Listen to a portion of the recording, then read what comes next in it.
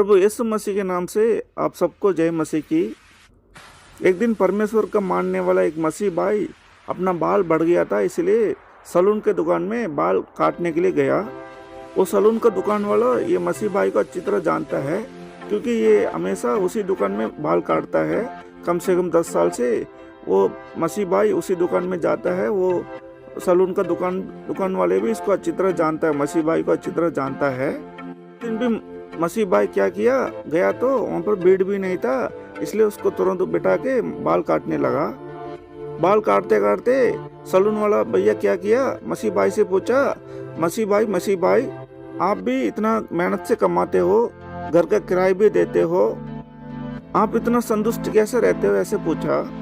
क्योंकि मसीह भाई मैं भी इतना दिन भर मेहनत करता हूँ, मेरा जिंदगी में उधार बहुत है, फाइनेंस प्रॉब्लम है, दिक्कत से गुजारा करना पड़ता है मसीह भाई। घर का किराया देना है, दुकान का किराया देना है, रोज रो रो के जिंदगी गुजारना पड़ता है मसीह भाई। आप कैसे इतना संतुष्ट रहते हो मसीह भाई, मुझे बताओ, ऐसे करके पूछा। मसीह भाई ने बोला, भाई भैया मैं तो ऐसे है, मैं रोज बाइबल पढ़ता हूँ, दिन में 3-4 बार मैं प्रार्थना करता हूँ और संडे चर्च चले जाता हूँ। मेरा यीशु मसीह मुझे शांति देता है, मैं कभी उधार नहीं लेता, जो घर में है उसी में गुजारा करता हूँ।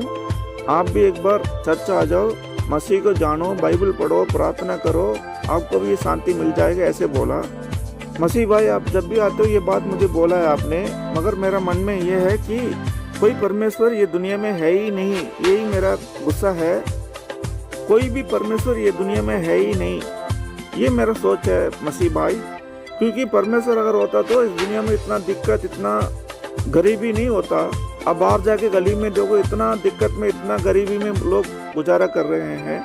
इसलिए मैं नहीं मानता कि कोई परमेश्वर इस दुनिया में है, इसलिए कोई परमेश्वर इस दुनिया में है ही नहीं, ये मेरा मानने का है, ऐसे बोला। मेरा सोच भी है, ये मेरा गुस्सा भी है, ऐसे बोला।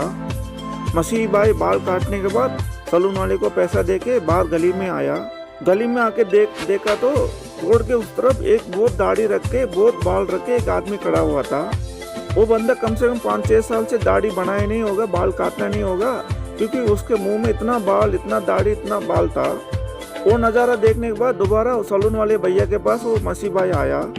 उसने सलून वाला भैया को बोला, मेरा पास आओ, मेरा बात सुनो, मैं बोलता हूँ इस दुनिया में कोई सलून वाला, कोई बाल काटने वाला इस दुनिया में है ही नहीं, ऐसे बोला। सलून वाला भैया बोला, अरे भाई आप क्या बोल रहे हैं मसीह भाई, अभी तो मैंने आपको बाल काटा है, आपके सामने तो मैं खड़ा हूँ, ऐसे बोला।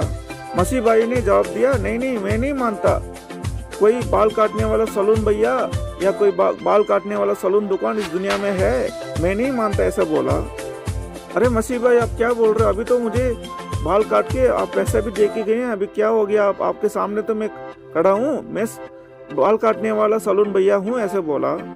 मसीह भाई ने बोला, देखो रोड के उस तरफ देखो, इतना बाल रख के, इतना कम से कम वो बाल काट के कम से कम 5-6 साल होगा, इतना दाढ़ी भी है, इतना बाल भी है, उस बंदे को देखो, वो भाई कम से कम 5-6 साल से बाल काटा ही नहीं लग रहा है, इसलिए वो सुंदर नहीं है। इसलिए मैं बोलता हूँ इस दुनिया में कोई बाल काटने वाला है ही नहीं, ऐसे बोला मसीह भाई ने। ये सुन के सलून वाला भैया ने बोला, अरे मसीह भाई वो बंदा मेरे पास आएगा तभी तो मैं उसको बाल काटूंगा, वो आके मेरे को बोलेगा मेरे को बाल काटो, दाढ़ी बनाओ, ऐसा बोलेगा, तभी तो उसको मैं बाल काट के दाढ़ी बना के उसको सुंदर बनाऊंगा। वो कभी मेरे पास आ ही नहीं, फिर कैसे उसके दाढ़ी बनेगा, फिर कैसे उसके बाल काटेंगे, वो मेरे पास आएगा तभी ना उसको मैं सुंदर बनाऊंगा, ऐसे मसीह भाई को जवाब दिया सलून भाई ने।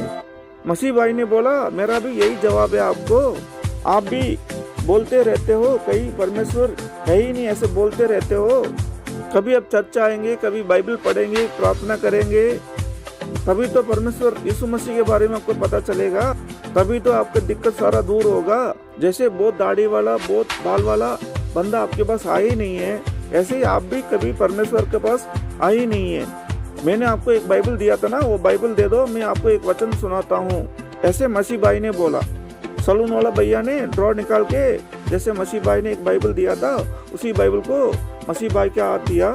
मसीह भाई ने क्या किया, बाइबल निकाल के भजन संहिता किताब को खोला, 14 चैप्टर को पढ़ने लगा। मूर्ख ने अपने मन में कहा है, कोई परमेश्वर है ही नहीं, वे बिगड़ गए हैं। जिन्होंने काम किया है, कोई सुकर्मी नहीं। परमेश्वर ने स्वर्ग में से मनुष्य पर सृष्टि की है कि देखो कोई बुद्धिमान, कोई परमेश्वर का खोजी है या नहीं। वे सबका सब भटक गए हैं, वे सबका सब भ्रष्ट हो गए हैं, कोई सुकर्मी नहीं, एक भी नहीं।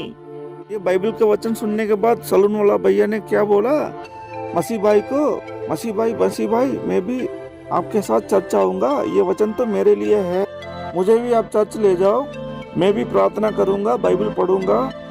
आपने मुझे अच्छी तरह जवाब दिया, इसलिए आपको थैंक यू बोला। मूर्ख ने अपने मन में कहा है, कोई परमेश्वर है ही नहीं। ऐसे सोचने वाला एक बंदे को हमने शुभ संदेश सुना के एक आत्मा आदाय किया करके बहुत खुशी से मसीह भाई अपने घर गया।